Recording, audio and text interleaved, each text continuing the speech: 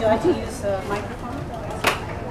I don't know. I think everybody will be able to hear me. Okay. Anyway, before we get on this trail of fuchsias, there's one thing I would like to mention. So I'll have a better afternoon. Today is my wife's birthday.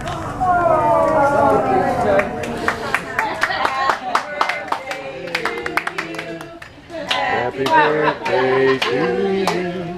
Happy birthday, dear Dorothy. Happy birthday to you. Now I can eat tonight. Yeah. I'll have a good meal tonight. Anyway, so here's a couple plants here. First of all, we're going to grow them in a 4-inch pot, or you could use a smaller pot. But first we would like to do is get a good soil medium. So what I do, I either have a bucket or I'll have a bowl. And I'll do my mixing, and I usually use perlite. Perlite is very cheap. And for a pot of this size, I would use a tablespoon of this. So when I have a bucket, I'll take a handful of this, maybe 2 handfuls, to half of that bucket. Because what you want to do, the soil medium, you want it porous. You don't want it solid if you're starting a new plant. The new plant, in order to form the roots, has to have easy access to grow out. So, to get a nice one here, look at this plant here, get a nice start here. We can maybe take this one here. I would cut it down here because I would always like to leave a couple nodes. Reason is, if I cut this off, I will take these branches off, because wherever you take the branches off, it's going to create roots when we get it in the soil. Now, another thing is very good is I use this clone. The reason is it's got a lot of minerals and sulfur in it. It's got no nitrogen. Because when you first start a plant, you don't want too much nitrogen, because you want the roots to go out and look for their food. And a lot of food like sulfur and minerals. This is about iron, things like this.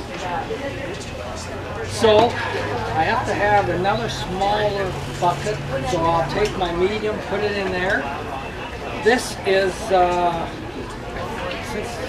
think it's 1 or 2 teaspoons per quart of water. So I'll take that quart of water, and I'm going to soak this soil first.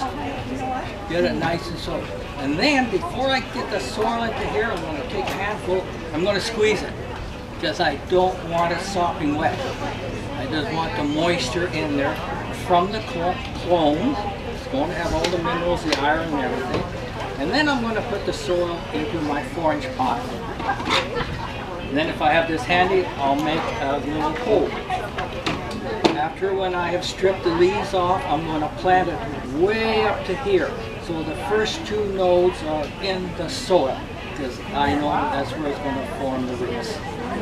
Now, there's some growers, when they do that, if they had used this and pulled this off, when they put this in, they'll cut half of these leaves. I'll just cut them in half. I don't do that, but some growers do.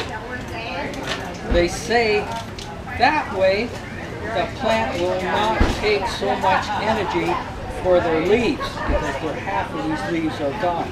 You just cut them. So that's a choice. So after we get it into here, we're going to have to grow it into here. And then what I do, I guess everybody's seen this super bright.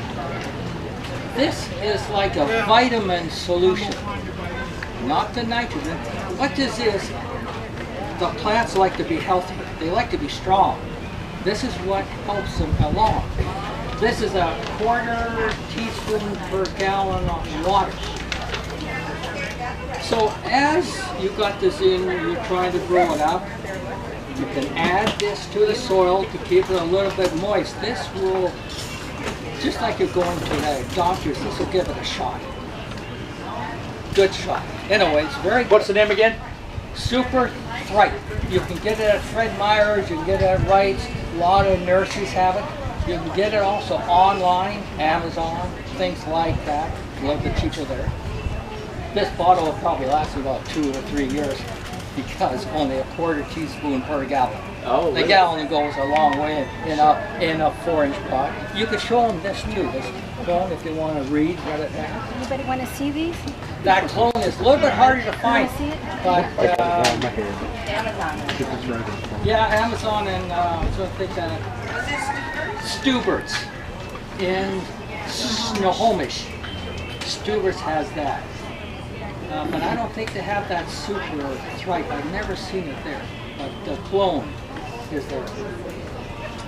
So as the plant, maybe the second week, then you might want to give it some nitrogen. So what I use is Miracle-Gro, which is good, or any fertilizer that has at least a 15-15-15 or a 17-17-17. 20 is a little bit high first. And you don't want to soak it, just want to keep it moist.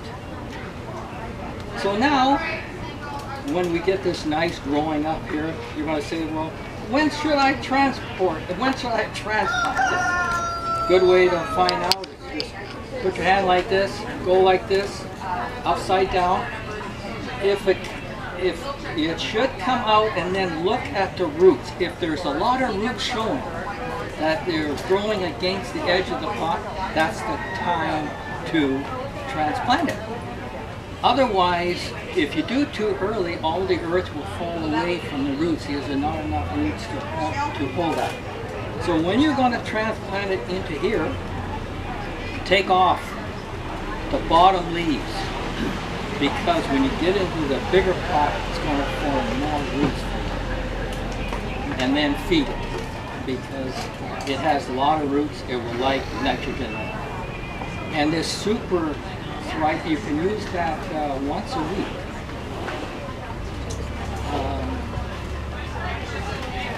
I don't know if I did any questions, or did I miss anything? Maybe pinching? Oh, pinching? Yeah, okay. This plant here, I would have pinched it. So when we're saying about pinching, if I pinch this stem here, if I pinched it right there, it's going to send out 2 shoots that way. And then you can pinch those. It will make your plant more bushier. And you can train your plant that way if you want it nice and round by pinching it.